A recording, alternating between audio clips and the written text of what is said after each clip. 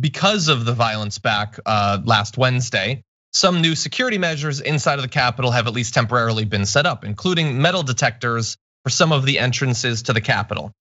And so those were announced by the acting House Sergeant at Arms, Timothy Blodgett, in a memo to both lawmakers and staff, people who are gonna have to be going through it. They said to ensure compliance with Capitol Police Board regulations concerning firearms and incendiary devices, as well as to provide a safe and secure environment in which to conduct legislative business, effective immediately, all persons, including members of Congress, are required to undergo security screening when entering the House chamber. And remember that 1 week prior, multiple people had been killed, including with guns, in that building. But Republicans, including Republicans that love to talk about how much they love cops and law enforcement and all of that, were not having it. New Representative Lauren Boebert, who has pushed for carrying a gun in the Capitol, was seen by reporters Tuesday night setting off a metal detector and declining to turn over her bag to the police for inspection. Another House Republican, Representative Steve Womack, shouted at police to get back and don't touch me, suddenly realizing that sometimes cops can be too handsy. And so they weren't abiding by it, Ida.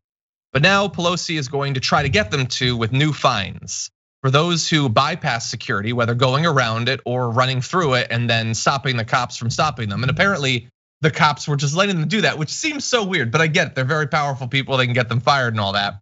It's gonna be $5,000 for the first offense, $10,000 for the second offense. And the fines will be automatically deducted from lawmakers' salaries. They won't come from campaign funds or anything like that. So, Ida, this seems like it might get them to comply with it. You know, I just think they're citizens of the United States. What are the consequences for the average citizen when they don't follow those rules? I think they shouldn't be exempt from the rules, because what happens is that, you know, it's interesting to me. These people are, yeah, they're so pro law enforcement until law enforcement is in direct opposition with what they want.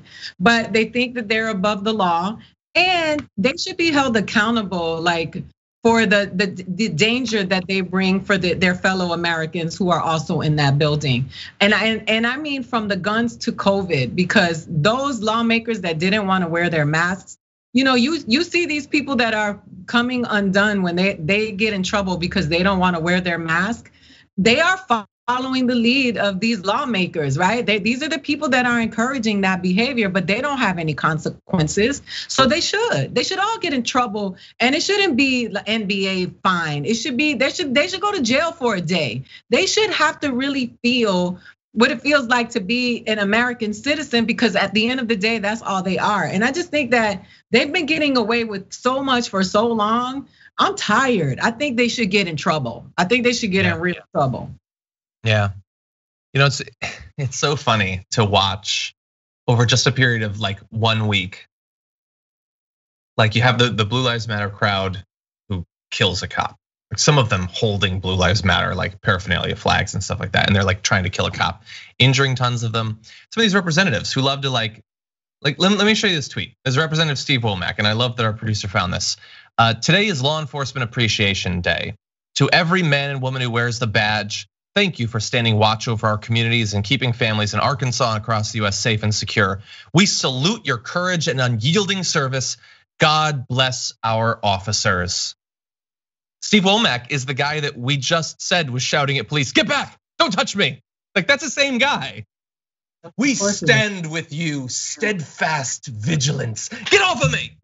Like, no, that's for those people. You're supposed to be vigilant over them.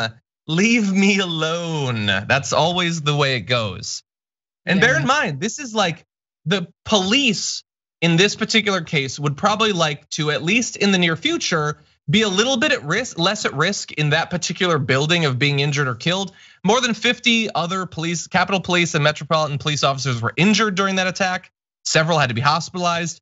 One is apparently going to lose an eye. Rioters tried to shoot another officer with his own gun. And look, obviously you can go way too far with over policing. We talk about that all the time. In this particular building, it just happened last week, and there are very real concerns that it could happen any day now in advance of the inauguration. And the cops would probably prefer that you don't have a lot of wacko QAnon supporting Congress people running around with guns at that point.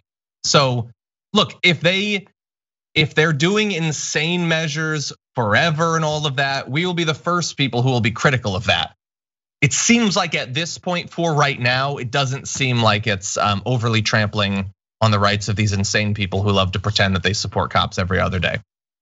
It's also insulting to us who are black and brown to know that if that would have been us, it would have played out very differently. And we all know that they would have shot first and then asked questions later, because that is what they do. They would have pulled out the gas, the tear gas. They would have been shooting the rubber bullets. They would have been beating the people like they've always done in history, because that's so America. But it's just very interesting to hear to see that this is happening in the Capitol, but it happens every day. The truth is that police officers in America are considered blue collar workers. These people are elite. They got paid through this whole pandemic to decide if we deserve a couple of peanuts. And listen, what a privilege must it be to be able to afford in this moment in time to spend $5,000 or $10,000 for not wanting to go through a metal detector, while the American people are losing their businesses, they have no jobs. They are struggling fighting this pandemic. The hospitals are overrun. People don't have proper health care. We are struggling as a country. And these people have the luxury to afford a $5,000 fine because they're having a hissy fit for not going through a metal detector, when people who look like me and are darker and black have to walk through metal detectors to go to school. So it's it is appalling. It is appalling. And we are tired.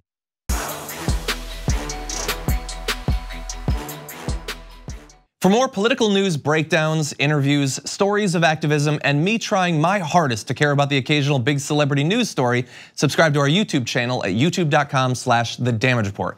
And you can ring the bell wherever it is so you don't miss anything.